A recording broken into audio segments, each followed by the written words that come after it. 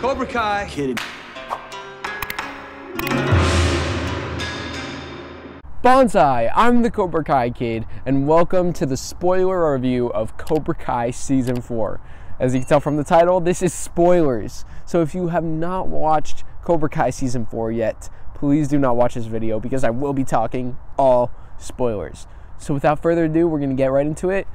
You have 3 seconds to turn away if you have not watched Season 4 yet. 3, 2, 1... Time's up. Eli and Tori won the freaking tournament. Crazy. Kreese goes to jail. Chosen is back. Like, jeez. Like, this season was so unexpected, but it was my favorite season. There was so much to it. So many dynamics. So many elements to it. We're just going to get right to the spoilers and just discuss everything. So the whole season was the build-up to the All Valley tournament.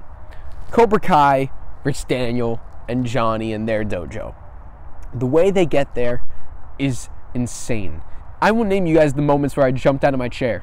Aisha returning, Stingray returning, Eli with the purple hair, the Binary Brothers little video, that was hilarious.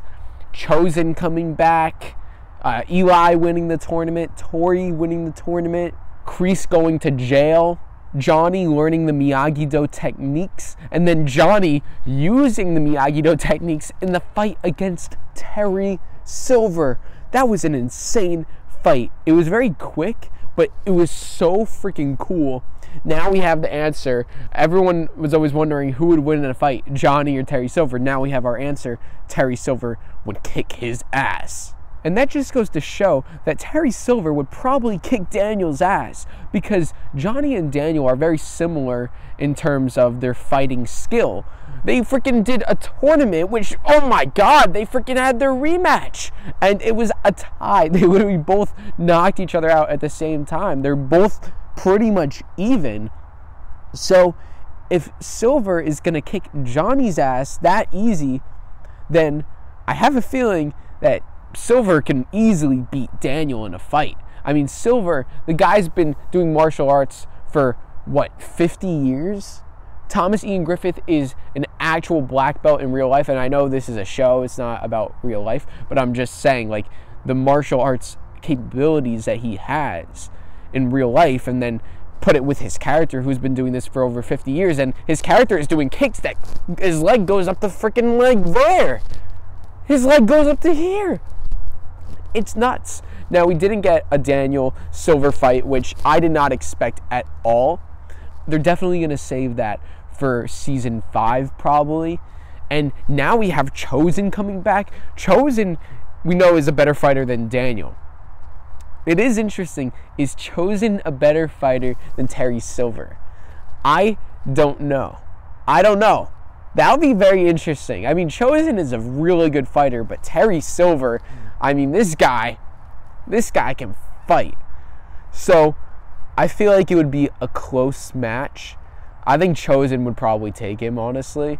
Chosen would be able to take him, but I don't think it would be as easy. Like, I don't think it would be as quick as the Johnny Silver fight. That's crazy to think that Chosen is probably going to be fighting Terry Silver at one point. Who would have ever pictured that? Like, when you watch Karate Kid Part 2 and 3, did you ever think, oh, Chosen's going to, like, when they're older, is going to fight Silver? It's crazy to think that Chosen's coming back, and not only is he coming back, but he's going to be a main character in Season 5. He's going to be teaming with Daniel to fight against Terry Silver and Cobra Kai. And meanwhile, we have that whole thing with Johnny and Miguel. Johnny's going to freaking Mexico to look for Miguel, who's looking for his father. And Robby is probably going to go with Johnny. We saw some photos of Tanner Buchanan, Shoal Manaduena, and William Zabka in Mexico. So that's probably what's going to happen. What's interesting is they actually filmed that stuff last, I believe.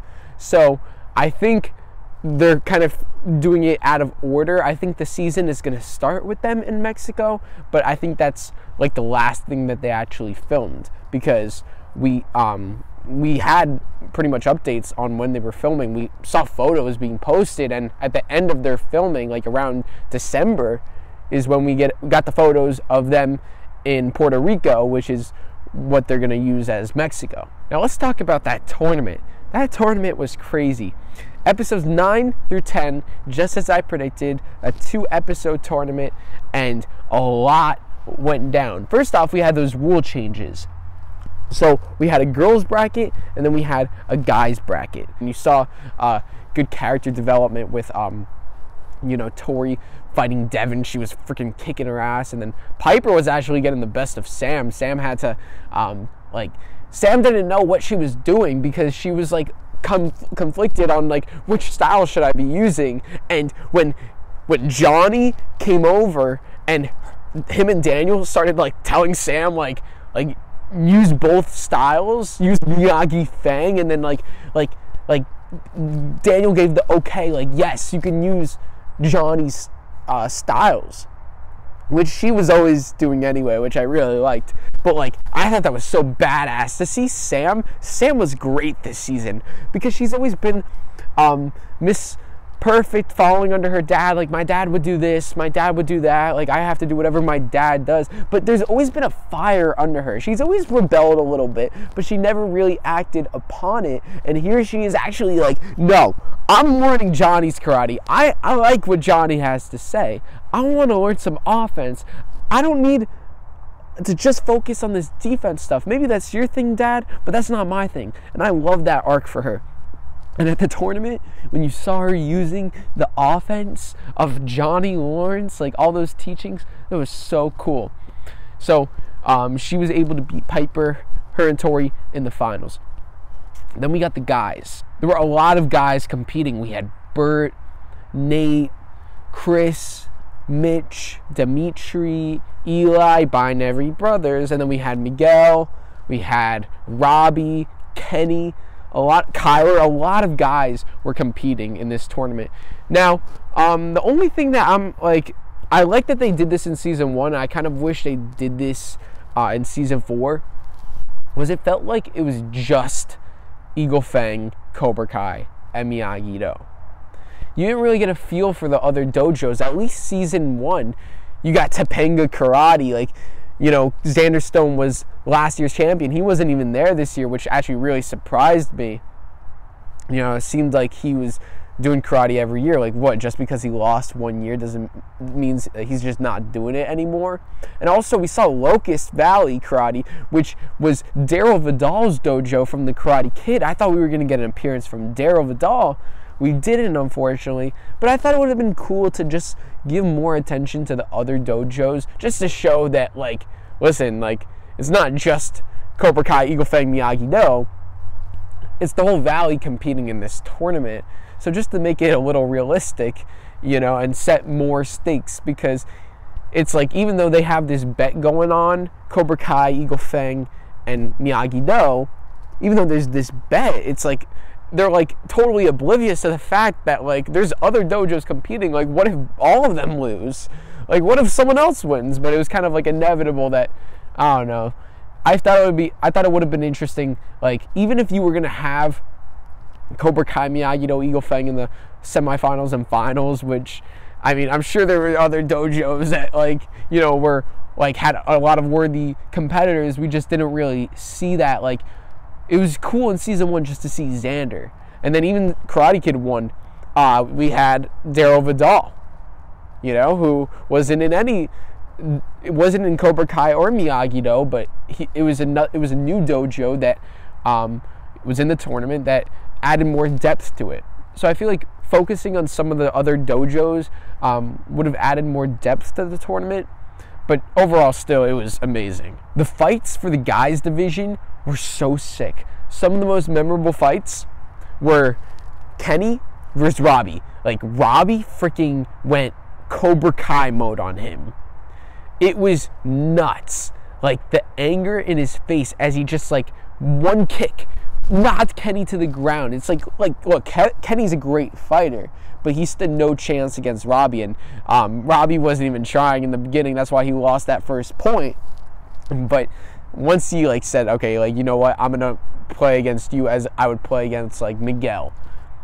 freaking kicks the crap out of him like that, like nothing, and really intimidating. Kenny was great. I thought Kenny was a great fighter. Listen, for a middle schooler to get to the quarterfinals for his first year, very impressive. And then when he went to the locker room and started beating up Anthony, it was crazy. And if Robby wasn't there, thank God Robby was there to stop that fight. If Robby wasn't there, I don't know what would have happened. Then we had the Kyler-Eli fight. And before we get to the fight, let's talk about Eli. The season that he had. Eli, Hawk, whatever you want to call him, it doesn't matter because he knows who he is. He doesn't need someone to call him by his name to represent who he is. He knows who he is. And at first he didn't. In episode 1, I thought he had a great arc. He didn't know where he belonged. And then, you know, he decided he wanted to prove his worth by building the platform, the training sparring platform. I thought that was really, really cool. And then when you get to episode 5, you know, first purple hair, changes the red to the purple to show he's a changed dude. You know, he's got that like balanced, you know, blue and red make purple, which are the two colors that he had as mohawks in the past. So he wanted to like show, you know, he wasn't the same evil Hawk with the red mohawk. He was going for a new look, so purple. But then you had the Cobra Kai's cut off the mohawk and left him with nothing. Like, all of a sudden, he was Eli again. He went from Hawk, the badass guy that everyone was intimidated of, to now Eli. He had no mohawk, just a kid with the weird lip and the back tattoo that was being covered by his shirt. So what does he do now? He hides. He says, I'm gonna quit karate. He decides to give up. But then what happens? His binary brother, Dimitri, binary brother, comes in and freaking says, no, dude, you're Eli. You're my best friend. Like, it was never about the hair or the back tattoo. And that's what Eli actually said, which is really cool. That's what Hawk said to Dimitri back in season 1, episode 9, different but same, at the party. When Dimitri was like, how do you do it? Like, how were you able to just like go from nerd to now making out with Moon? And then Hawk's like, let me tell you a secret. It's not about the hair or the back tattoo. It's about a way of life. You just gotta live in the moment. Dimitri reminded Hawk of that. And what did Hawk do? He joined Miyagi-Do. Not Eagle Fang, Miyagi-Do. And they were like setting it up the whole season that he was gonna join Eagle Fang. You know, and all the promotion, they put him with all the Eagle Fangs. They in the beginning of the season, he was Eagle Fang. So the surprise switch to have Hawk join Miyagi-Do was crazy. And with him with the shaved hair, it's like a different character. It's like Eli from season 1, but like a more confident Eli. It's like a new and improved Eli. It's like you still see the confidence of Hawk there. And at that tournament, he was fighting really well, but then there were moments where he would lose his confidence. He wasn't sure if he could do it. But what happens? Moon comes in, gives him a kiss, beats Kyler like that. 3 points, easy. And then the finals, he goes up against Robby. Well, originally, he was supposed to face Miguel in the semifinals, but then Miguel gets freaking injured, which I was like, my mouth dropped when he tried to do the tornado kick, and then you hear this like loud snap, and then he falls into the ground, and like the way they shot that was so, it was like terrifying. And then he's yelling "Sensei" like crazy. Thank God in the next episode they revealed like right away he was okay. It was just a little sprain. They made it seem like a lot worse. Like, I'm telling you, it was like the loudest sound. He's yelling "Sensei," but then it was just like a sprain or something. So Miguel didn't return, which we know why. He went to go see his father in Mexico. He had to go deal with that. So then Hawk went to the finals to face freaking Robby Keane. And this match was the best tournament fight ever. Like, who would have thought we needed this fight? You know, this is the dude that cut your hair off. I mean, it's not about revenge, but at the same time, that's the dude that freaking cut your mohawk off. But Hawk has a point to prove here. It's not about revenge, but he has a point to prove that, listen, just because you cut off my hair, the thing that represented me, that doesn't represent me anymore. I represent myself. I'm Eli, I'm Hawk, I'm all of it. And I don't need anything to represent that. And you thought you could take away who I am by cutting off my mohawk? Well, you're wrong, and I'm going to prove it to you. And that's what he did when he said, he's like, I'm going to win this whole effing thing. He uses the F-bomb. He goes in there, and he freaking fights Robby. It's like a sick fight. And I will say, Robby would have won that fight if he wasn't distracted. Because Robby was distracted. He was thinking about Kenny and what Kenny did to Anthony in the locker room. About how Kenny was using all those Cobra Kai strike first, strike hard, no mercy lessons on Samantha's younger brother, who Robby grew a connection to. So it did distract Robby. I believe that's why he lost. Not taking anything away from Eli's win. I thought Eli definitely deserved the win. He had a great win, but Robby wasn't 100% on his game when he was fighting Eli. And that's why I believe he lost. And you kind of knew that Eli was going to win, because Cobra Kai only needed to win one more tournament to win the whole thing. So they weren't going to have Robby win and then Tori and Sam never fight. So you knew that Eli would win, so then Cobra Kai would fight, and Tori wins. Which I have to say, Tori was my favorite character this season. She was my favorite character this season. I liked Tori in season 2, but then once we got to that school fight and she started that whole thing, I thought she was a psychopath. And then season 3, she was even more of a psychopath. I liked episode 2 of season 3 where she, you saw her taking care of her mother, and then Kreese came. Like, you felt bad for her. You started to really sympathize for her. But then she starts the Russo house fight. It becomes a nut job. Freaking, she's in favor of breaking Dimitri's arm. Like, she's a psycho in season 3.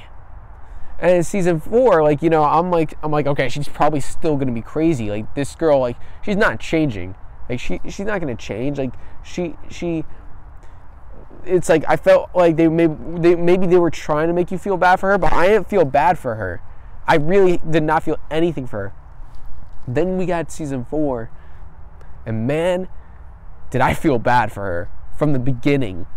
That whole storyline with Amanda and Tori, how Amanda was trying to help Tori and be like a mother to her because Tori didn't have a mother, even though Amanda's daughter is the same person that Tori tried to kill. Like, I thought that whole dynamic was just really, really interesting. And it really, really shocked me how much I liked Tori and was invested in her story this season. And I don't think I ever wanted Tori and Sam to be friends again as much as when I was watching season 4. Every moment where they were together, I was like, please, like, just someone say something, let them like have some moment of bonding. I thought maybe when at the birthday party Sam would feel bad for Tori that she had to work, you know, to that she had to do this job in particular, you know, a job that doesn't seem like something that you would really want to do, like your first choice. But Tori had no choice. She had to work for it, but Sam was kind of just like picking on her. And then at prom, like, you know, there was no chance they were going to get along at prom because both of them were with each other's loves and ex-loves, and they freaking fought. Like, I was like, come on, man, don't fight. But they fought, and then they all like ended up in the pool, like, and then that was it. Like, it was just funny. They're like, they fight, and then they're just in the pool, like, ha ha ha ha, like nothing happened, even though, like, bro, like, you're all trying to kill each other. It's just crazy. All right, so let's talk about Terry Silver. So Terry Silver and Cobra Kai win the tournament. Well, Kreese and Terry Silver and Cobra Kai win the tournament. But Kreese isn't in that victory for too long.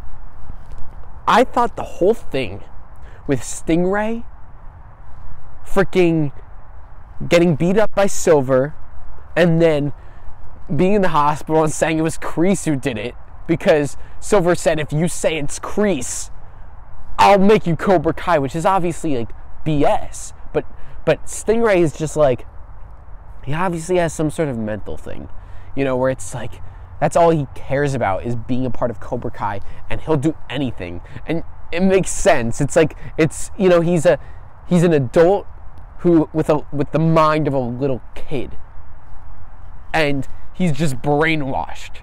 And I just thought that whole thing was such a great twist. Now, I knew that this would happen, or something like this, where Silver would take control and betray Kreese. But I am so surprised that it happened now. I thought that wouldn't happen until season 5. I thought season 4, Kreese is going to recruit Terry, and they're going to get along for the whole season. Maybe there would be like little things that like Kreese, that Silver did that Kreese didn't like, or Kreese did that Silver didn't like. But they would ultimately get along, and then season 5 would be where, okay, like now it's where the differences start to happen, and then at the end of the season, Kreese turns on, or Silver turns on Kreese, and then maybe that sets up Kreese's redemption arc, where Kreese is going to work with Johnny and Daniel or something to take down Silver, or Kreese just tries to take down Silver on his own. However, that all happened this season. I was so shocked, because from the second Kreese and Silver saw each other after all these years, they were not buds. You know, Kreese was trying to get Silver back on board, but Silver was not fond of him. And even when Silver came back to the dojo, they kept disagreeing about everything. They were never on the same page. Silver kept taking control of every situation without approving anything through Kreese. Even in season 2, when Kreese was a part of Johnny's Cobra Kai, we didn't really see Kreese take control of many situations. Even if he was kind of faking it, he would still ask, like, okay, Johnny, is this okay if we do this? For example, Coyote Creek. You know, listen, even if it was a charade, he would still ask.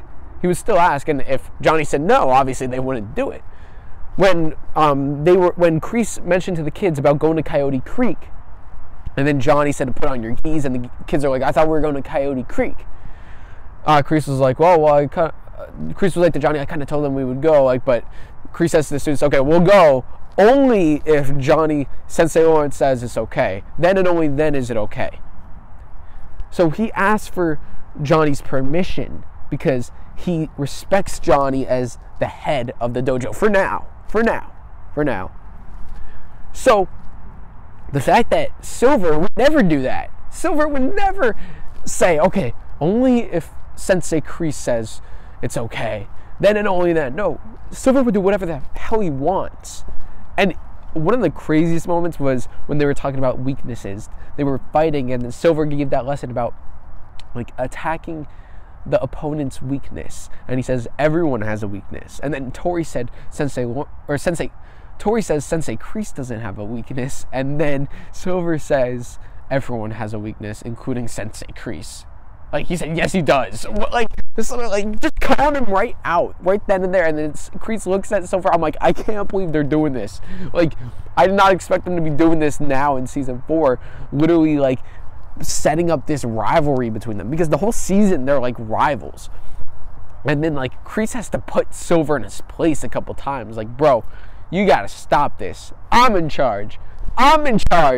And then Silver is trying to do what Kreese wants. He's trying to listen to Kreese, and what he does is he lures Johnny to the old Cobra Kai dojo from the Karate Kid and beats him up because he thinks that that's what Kreese wants. But it's not, because as we find out later, Terry reveals that Kreese's weakness is Johnny Lawrence. So Silver's getting all these mixed messages. It's kind of like, you know what it's like? It's like when Hawk in season 2 said to Miguel, when they found out that Robby was Johnny's son, it's like, beat everyone up at the tournament. That's what Johnny wants. Like, show no mercy to everyone except Robby Keene, because that's his son. So for Kreese, it's kind of like, at that point it was like, okay, show no mercy unless it's to Johnny. But then he actually kind of comes full circle, and it kind of extends beyond Johnny, because at the tournament when Tori is fighting Sam, Silver's saying to like freaking knock her out, to like get an elbow to her eye, like all this dirty stuff. And then Kreese is saying, no, like, do your thing, fight the way you want to fight fair. He doesn't say fight fair, but that's pretty much what he's saying. He's coming full circle from his arc in Karate Kid. I knew this would happen. I just didn't think it would happen in season 4. But man, I jumped out of my chair. I started crying when I saw that, because Kreese has always been a top 3 character for me. And to see that arc, you would never think that would happen. But, you know, it's the return of Terry Silver. That's what did it.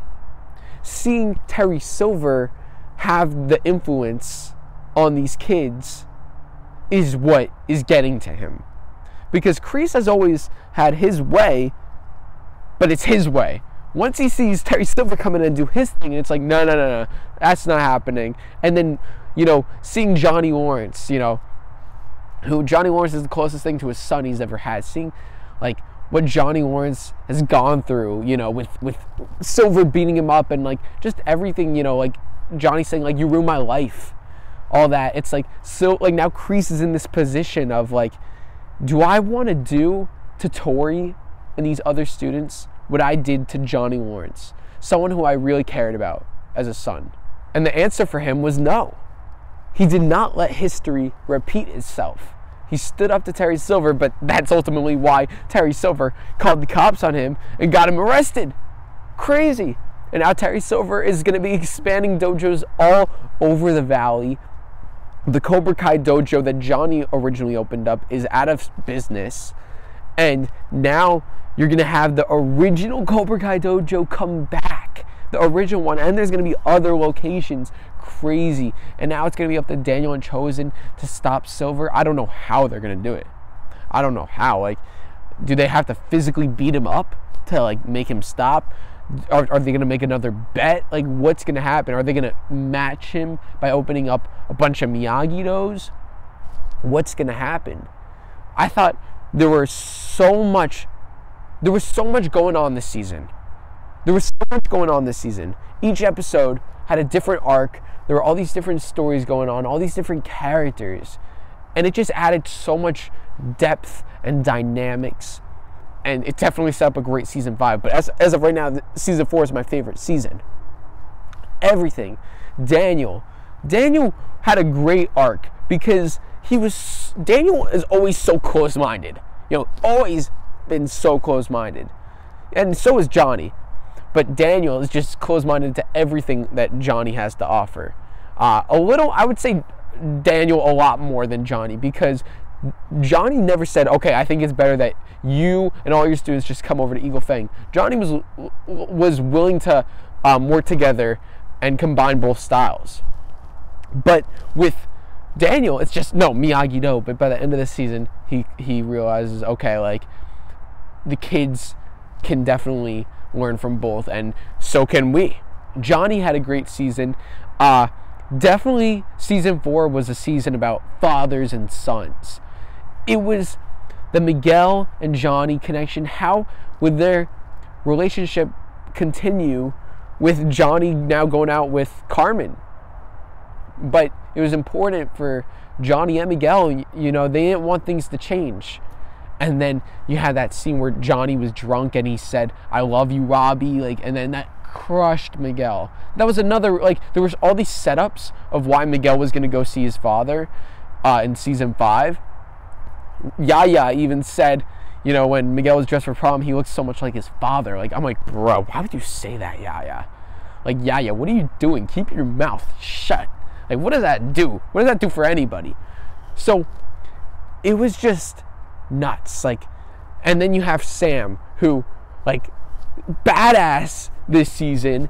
Like, you know, she's not Miss Little Perfect. Like, she's now, like, taking Johnny's teachings. She wants to learn Johnny's teachings. You know, in episode 3, when they were doing the training on the rooftop, she wouldn't jump.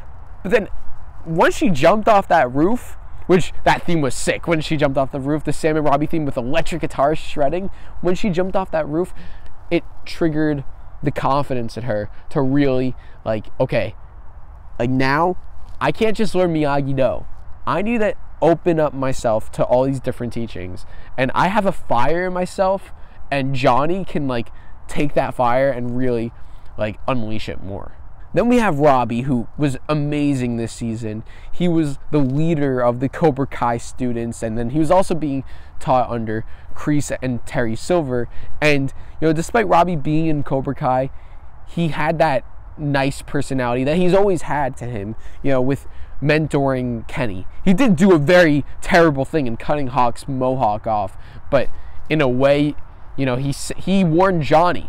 He said, if your students continue to bully on that kid who's a part of Cobra Kai, then there will be payback. And there was, which, you know, that's just messed up. Like, I mean, listen, no matter what anyone does to you, like as Daniel says, like revenge is never the answer. If you start looking for revenge, you can start by digging 2 graves. That was Mr. Miyagi's quote. And that's kind of what happened to Robby, you know. He was looking for revenge, and then when he looked for revenge, you know, he started to dig his own grave because he started to turn evil. But then at the end, when he turned back to the good side, like, you know, making up with Johnny, that was beautiful. And I loved, you know, Johnny was like, don't blame LaRusso, blame me. And then I loved Robby's line, I'm sick of blaming you, Dad. He's been blaming his dad his whole life. He doesn't want to blame him. He wants to love him. He wants to have someone there for him. And if Robby can accept, okay, Johnny loves Robby so much, but Johnny also loves Miguel, but Robby will always be his son. If Johnny can accept that, or I mean, if Robby can accept that, then that's key. And I believe that Robby's going to go with Johnny in season 5 to look for Miguel. And, you know, while Miguel looks for his father. I think that would be really cool. Tori, we already spoke about her. I think she was the most improved character of the season. You know, like you have the most improved player award in sports. I think she was the most improved player.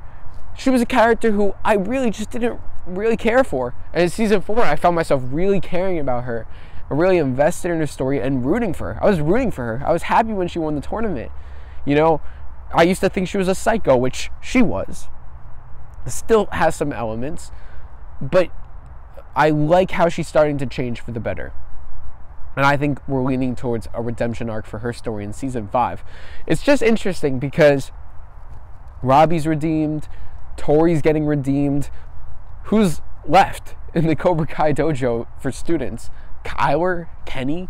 You can't have Kyler and Kenny be the 2 main Cobra Kai villains. You know what I mean? So it's just interesting because they're redeeming everyone. We know they want to go at least a couple more seasons. I think they'll probably go up to season like 7. That's my prediction. So it's just interesting to see what they're going to do, you know, if they redeem Tori. If they do redeem Tori and Tori decides to not fight for Cobra Kai anymore, who are the students going to be?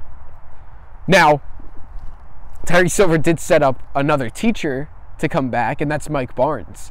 He said, don't worry, I'll ask an old friend or two to help run Cobra Kai. Mike Barnes, he had to have been referring to Mike Barnes. And then you have Snake and Dennis. That'd be so cool if Snake and Dennis returned. That would be really cool. Snake, Dennis, Mike Barnes teaching alongside Terry Silver. Maybe they have their own dojos because Silver is going to open up dojos all over the valley.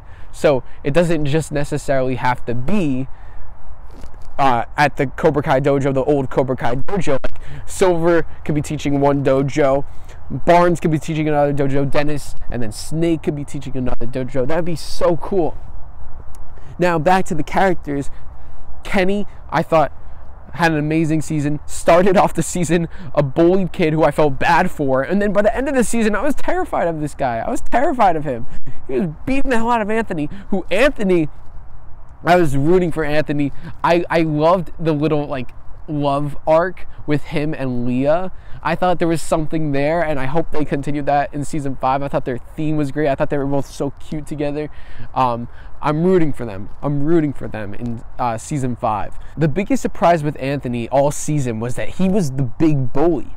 He was bullying Kenny, and then when we got to the Miyagi-Do dojo where Daniel took him in to learn stuff, which was so funny because it's like, literally, how old is Anthony? He's like a teenager, 13 years old maybe, and he's never seen any of this stuff. Like, you know, like, that's what Daniel's been doing for, like, all these years and showing Samantha. Like, Anthony had no clue about any of this stuff. Like, this is the first time Daniel's actually showing him around, and it's, like, it's so funny because they just, like, they completely neglected him. And I love how they even reference it.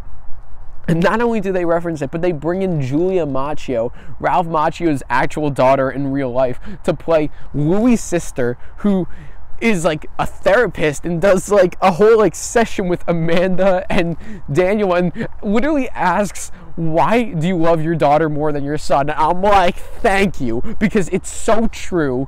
They literally are always talking about Samantha. We have to look out for Samantha.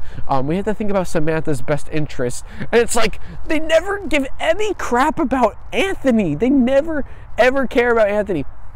It's not until this season where they finally start to care about Anthony. Now, I do wish we had more interactions with Anthony and the family. What I mean by that is we got Daniel and Anthony, which I loved. I loved all the Daniel and Anthony scenes. But I wish we got a little Sam and Anthony, the brother and sister dynamic. Hopefully we get that in season 5 because we didn't get it in season 4 that much. So hopefully they're setting that up for season 5.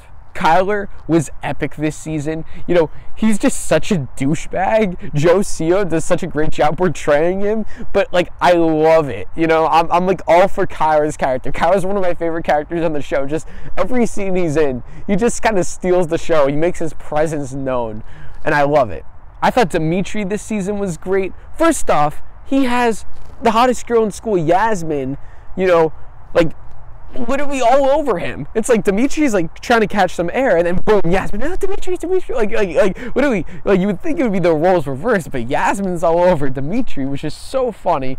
And Dimitri, you know, has really trained to become such a good fighter. He was a little nervous for the tournament going in, but then he trained under Daniel and Johnny and built up the confidence. And to see like his progression from season 1 to season 4, you know, to see him fighting in the tournament, he did great. He did great.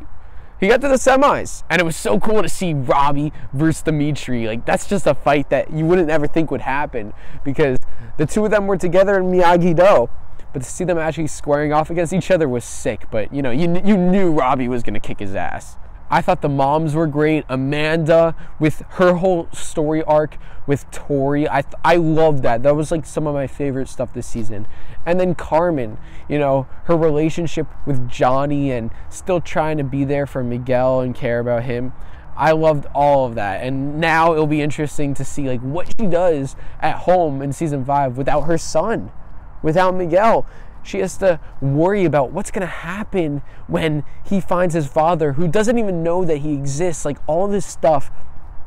Season 4 set up an amazing season 5. And season 4 was just such a great season. It wasn't just a setup. Like, the whole story, like, season 4 alone was an amazing season. From episode 1 to training for the tournament, from Kreese trying to recruit Terry Silver to the dojo, up until episode 10, like, you know, Cobra Kai winning the tournament, Silver getting Kreese arrested, Daniel and Johnny both losing, Daniel asking Chosen for help, and then Miguel going to freaking Mexico. Like, the whole thing, the progression of these characters, it's all about the progression and the evolution, and it's the journey. Like, season 4 was a journey. It was an adventure. You're following all these different characters and their stories, and it's like one wild ride. It's one wild 6-hour ride. I binged the whole season, and it was awesome. It was so great. I cried. I laughed.